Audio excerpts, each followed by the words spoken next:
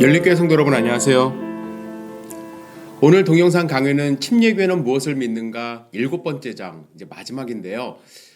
우리는 선교의 우선순위와 협동선교의 중요성을 믿습니다라는 주제로 함께 말씀을 나누고자 합니다. 침례교회는 처음 생길 때부터 선교적이었습니다. 남침례교단의 전신이라고 할 수 있는 특수침례교회는 이미 1792년에 외국 선교협회를 조직하여 현대 선교운동의 아버지라고 불리는 윌리엄 캐리를 1793년 최초의 선교사로 인도에 파송을 합니다.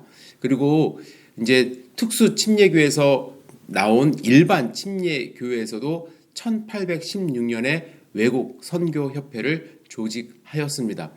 이러한 특수 침례교회 또 일반 침례교회 이러한 남침례교단의 전신에 대해서는 제가 프린트물로 해서 어떠한 역사가 있었는지 이제 부록으로 동영상 밑에 이제 그 기록을 해 놓도록 하겠습니다. 여러분들 꼭 참고를 해 주시기를 부탁을 드리고요. 그리고 남침례교단은 1845년에 이제 처음 조직이 되었는데 처음부터 선교를 위한 협동체로서 출발하였습니다. 처음 모인 이 총회에서 채택된 헌장에 의하면 구세주의 왕국의 목적과 관련된 국내외 선교를 증진시킴이 이 총회의 의도라고 밝힙니다.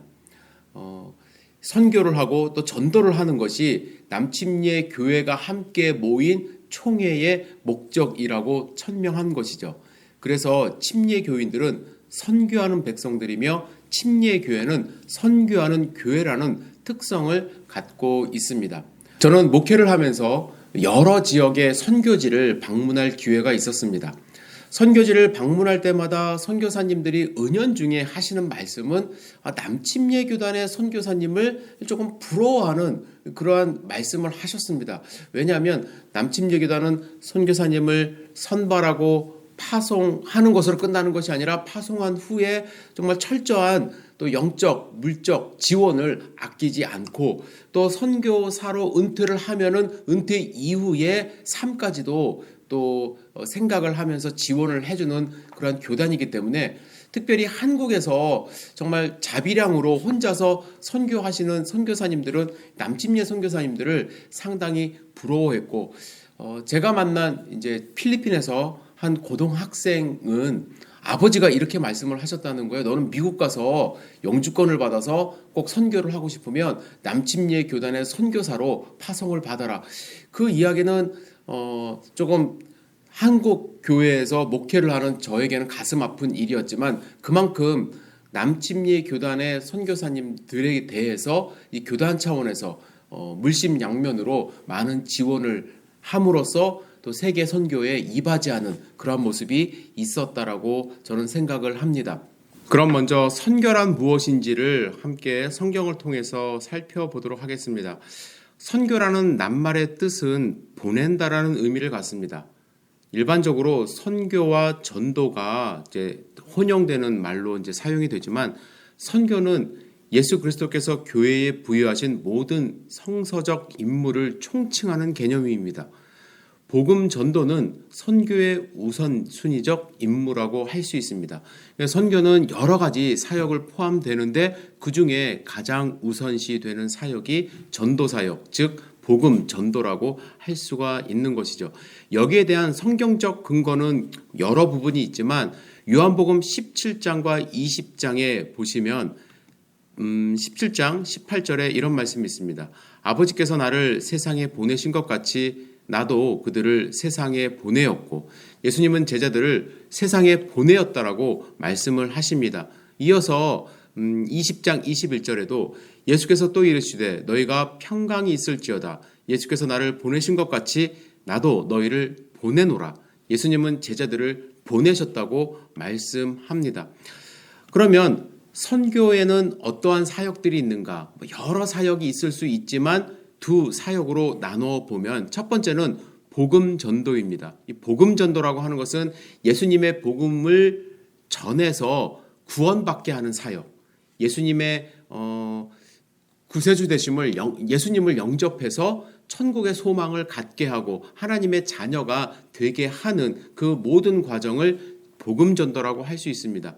예수님이 말씀하셨습니다. 누가복음 19장 10절에 인자가 온 것은 잃어버린 자를 찾아 구원하려 함이니라.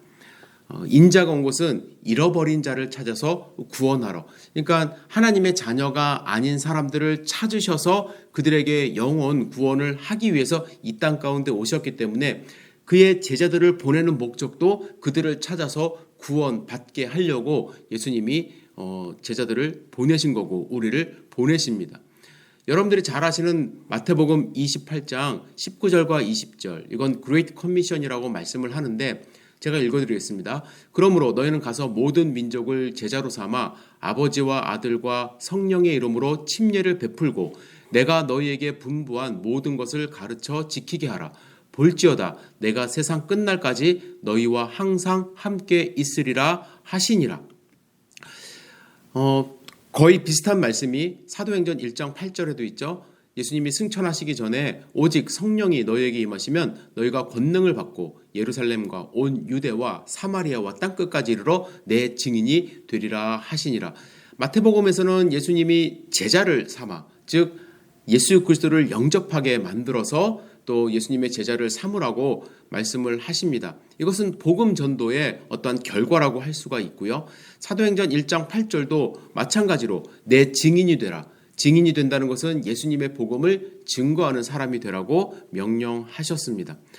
선교회는 이렇게 복음 증거 사역도 있지만 섬김의 사역도 있습니다. 그래서 남침례교단, 특별히 우리가 속해 있는 NC 스테이트 컨벤션에서 하는 사역을 유심히 살펴보면 상당히 많은 이제 섬김의 사역을 하고 있습니다. 예를 들면 허리케인으로 인해서 고통받는 자들에게 많은 물품과 또 물품을 지원하는 사역이 있고요. 또 집을 고쳐주는 사역이 있고 교회를 고쳐주는 사역도 있을 뿐만 아니라 쉘터를 만들어서 사람들을 보호하는 그러한 사역들도 상당히 많이 하고 있습니다. 이것에 대한 성경적 근거는 마가복음 10장 45절입니다. 인자가 온 것은 섬김을 받으려 함이 아니라 도리어 섬기려 하고 자기 목숨을 많은 사람의 대속물로 주려 함이니라 말씀합니다. 마태복음 22장에도 이런 말씀이 있습니다. 선생님, 율법 중에 어느 계명이 크니이까? 예수께서 이르시되 내 마음을 다하고 목숨을 다하고 뜻을 다하여 주 너희 하나님을 사랑하라 하셨으니 이것이 크고 첫째 되는 계명이요 둘째도 그와 같으니 내 이웃을 내 자신같이 사랑하라 하셨으니 하나님을 사랑할 뿐만 아니라 이웃을 사랑하고 그들을 섬기는 것이 중요한 사명 가운데 하나입니다. 갈라디아서 2장 10절 다만 우리에게 가난한 자들을 기억하도록 부탁하였으니 이것은 나도 본래부터 힘써 행하여 왔노라. 주변의 가난한 사람들을 위해서 함께 동역하고 그들을 섬기는 일을 사도 바울도 원래부터 해왔고 또 교회에 부탁하는 그러한 모습이 있습니다. 뿐만 아니라 성경은 선교의 우선순위에 대해서 말씀을 하고 있습니다. 로마서 9장 1절에서 3절 읽어드리겠습니다. 내가 그리스도 안에서 참말을 하고 거짓말을 아니하노라. 나에게 큰 근심이 있는 것과 마음에 그치지 않는 고통이 있는 것을 내 양심이 성령 안에서 나와 더불어 증언하노니 나의 형제 곧 골육의 친척을 위하여 내 자신이 저주를 받아 그리스도에게서 끊어질지라도 원하는 바로라. 사도 바울은 그의 친척, 특히 유대인들을 위해서 복음을 증거하는 것에 대한 사명을 가지고 끝까지 증거하겠다고 말씀을 합니다. 그리고 이어서 10장 1절에도 이런 말씀을 합니다. 형제들아 내 마음에 원하는 바와 하나님께 구하는 바는 이스라엘을 위함이니 곧 그들로 구원을 받게 함이라. 사도 바울이 원하는 것 한 가지는 그들이 예수님을 영접하여 구원받는 것, 그것이 가장 큰 우선순위에 있다라고 이야기를 합니다. 이것이 성경적인 근거입니다.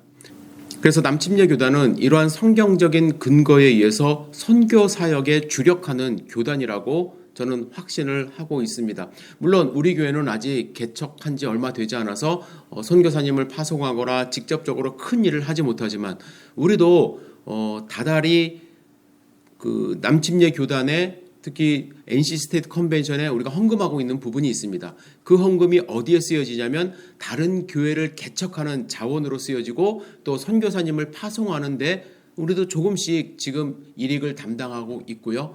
또 앞으로 교회가 성장함에 따라서 우리 교회도 누군가를 지원하고 선교사님을 지원하고 또 복음을 증거하는데 교회가 사용되어질 수 있도록 여러분들이 힘을 모아야만 하고 그것이 교회의 사명이라는 것을 여러분들이 마음속에 심어야만 합니다. 물론 여러 가지 모습이 있습니다. 뭐 교단을 통해서 선교를 하는 모습도 있고 여러분들 개인이 선교하는 모습도 있습니다. 그 여러 가지 모습에 대해서 오늘 논하지는 못하지만 중요한 것은 우리 마음 가운데 우리가 신앙생활하는 이유, 우리가 열린교회로 같이 모인 이유는 단순히 우리가 교회 안에서 또 우리끼리 또 즐거운 신앙생활을 하고자 함이 아니라 우리가 힘을 모아서 더욱더 교회를 세우고 또 복음을 증거하는 그런 목적을 갖고 있다는 것을 늘 마음속에 갖고 계셔야만 합니다. 여기서 중요한 것, 침례교회는 선교를 목적으로 하고 목표로 하는 그러한 사명을 갖고 있지만 개 교회별로 하지는 않습니다. 물론 개 교회별로도 하는데 개 교회별로 하기보다는 협동 선교를 우선시합니다. 제가 지난주에 침례교회는 교회의 자치성을 중요시 여긴다고 말씀을 드렸습니다. 교회에서 결정한 사안에 대해서 존중해 준다고 이야기를 했어요. 그것이 개 교회별로 선교를 한다는 의미는 아닙니다. 개 교회별로 선교를 할 수도 있지만 개 교회별로 선교를 할 때 상당히 많은 제약이 있습니다. 예를 들면 공산권 국가에 선교를 한다고 가정을 했을 때 개 교회가 거기에 정보를 얻고 또 어떠한 정부 기관과 또 협력을 하고 또 그곳에서 안전을 보장하고 또 서류를 작성하고 이러는 일들이 개교에서 할 수 있는 일들이 제한이 있는데 힘을 모아서 기관을 세워서 그 기관에서 행정적인 업무를 담당해주고 또 선교사님의 안전을 위해서 신경 써주고 또 한다면 오히려 훨씬 더 많은 시너지 효과를 갖고 올 수가 있습니다. 그래서 남침례교단은 여러 침례교회가 모여서 또 IMB 인터내셔널 미션 보드라는 기구를 만들어서 거기서 수천 명의 선교사님을 세계 각국에 그동안 파송해 왔고 그 선교사님을 통해서 지역마다 교회마다 지역마다 나라마다 교회를 세워 왔습니다.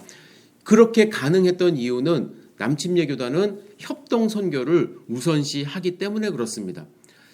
제가 읽어드리면 선교는 그리스도인 개인에게 명령된 것일 뿐만 아니라 그리스도인 공동체인 너희와 우리 그리고 교회에 명령된 것입니다. 개인의 자원과 역량은 제한된 것이며 세계 선교와 세계 복음화의 과제를 위해서는 협동이 정말로 절대적으로 필요합니다. 내가 하나님께 부르심을 받아서 나 혼자 배낭 메고 선교를 갈 수도 있습니다. 그것 자체를 부정하는 것은 아니에요. 그런데 그렇게 됐을 때 지속성이 없을 수도 있고요.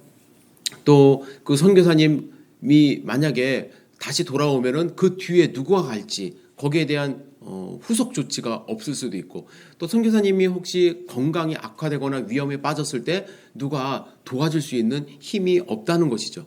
그래서 남침례교단은 모든 많은 교회들이 모여서 함께 모여서 선교 사역에 함께 동참을 하고 있습니다.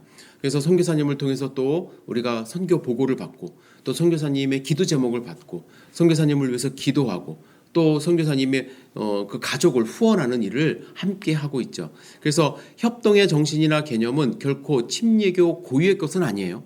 하지만 침례교의 상품처럼 트레이드 마크처럼 인식되어져 왔습니다.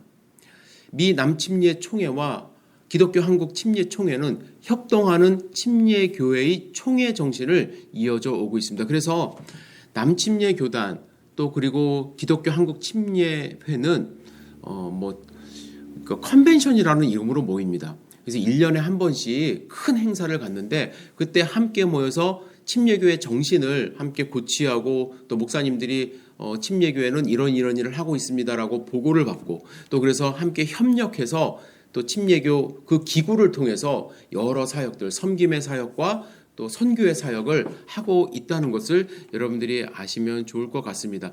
협동선교의 성경적 근거는 고린도전서 3장 9절에 우리는 하나님의 동력자들이요 너희는 하나님의 밭이요 하나님의 집이니라. 우리라고 얘기를 했습니다. 각각이 하나님의 동력자일 수도 있지만 우리가 함께 모일 때 하나님의 동력자라는 것을 강조하고 있습니다. 에베소서 4장에 이 말씀이 많이 있는데 몸이 하나요 성령도 한 분이시지 이와 같이 너희가 부르심의 한 소망 안에서 부르심을 받았느니라. 주도 한 분이시요 믿음도 하나요 침례도 하나요. 그리고 16절에 가면 그에게서 온몸이 각 마디를 통하여 도움을 받음으로 연결되고 연합되어 각 지체의 분량대로 역사하여 그 몸을 자라게 하며 사랑 안에서 스스로 세우느니라. 이 본문의 말씀은 교회를 지칭할 수도 있지만 이 교회가 모여서 하는 협력 사역에도 적용이 될 수 있는 말씀입니다. 각 지역별로 흩어져 있는 교회가 각 마디마다 역할을 하지만 선교 사역이나 섬김의 사역처럼 큰 일을 할 때는 한 몸처럼 협력하여서 움직일 수 있는 것이 이 성경적 배경이라고 할 수가 있는 것이죠. 이렇게 협동선교의 자세는 첫 번째 자원적이어야 됩니다. 누군가에 의해서 억지로 하는 것이 아니라 내가 자발적으로 동참을 해야 하고요. 그리고 두 번째는 개인주의의 극복을 증거하는 모습이어야 한다. 내가 하고 싶은 것, 또 내가 해야 되는 것이 아니라 공동체가 함께 또 다른 교회에서 하는 것에 내가 동참한다는 마음으로 개인주의적 성향을 좀 극복하는 그러한 모습으로 함께 임해야만 합니다. 그리고 상호 신뢰와 신임의 토대 위에서 이뤄줘야 합니다. 작은 교회들은 작은 헌금을 합니다. 또 큰 교회들은 또 헌금의 몇 %를 또 헌금을 하기 때문에 많은 부분 헌금을 합니다. 그런데 교회가 내가 이 교회 이 헌금이 어떻게 쓰여지는지 궁금해서 알아보는 것은 가능하지만 이것을 믿지 못해서 도대체 이걸 왜 여기다 썼고 이걸 왜 저 선교사님한테 줬고 이런 것을 코치코치 캐묻기 시작하고 믿음이 없어지면 사실은 선교 사역을 제대로 할 수가 없죠. 그래서 우리가 믿음으로 누군가를 세워서 또 선교 사역을 감당한다고 했을 때 또 그들에게 신뢰를 심어주는 것이 보내주는 것이 좋다고 생각을 합니다. 물론 감사를 통해서 또 그들이 또한 자기들의 정당성 또 정직하게 일했다는 것을 보여줄 의무가 있다고 생각을 합니다. 또 한 가지는 마지막으로는 하나님의 비전을 이루고자 하는 목적적 헌신이어야 된다. 교회의 어떠한 이름을 알리고자 내 개인의 어떠한 힘을 알리고자 하는 목적이 아니라 오직 하나님의 비전, 하나님의 뜻을 이루고자 하는 목적을 가지고 또 이 사역에 임해야 좀 하나님이 기름 부어 주셔서 더 많은 사역이 일어나지 않을까 이렇게 생각을 합니다.